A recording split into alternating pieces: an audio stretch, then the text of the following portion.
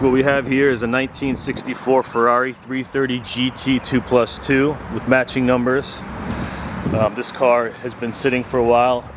It's going to need a little bit of finishing to it. It's not currently running. It does come complete. As you can see, the door handle's out. It's a matching numbers car with its V12 Colombo engine, 4-speed manual gearbox with overdrive.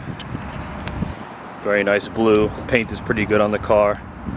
Chrome is pretty nice as well. Just needs some finishing touches cosmetically and to be made running and driving again. But it does come complete. It's a lot of extra parts. A really exciting project for someone looking for one of these. They only built about 503 of these cars, these Series 1 cars.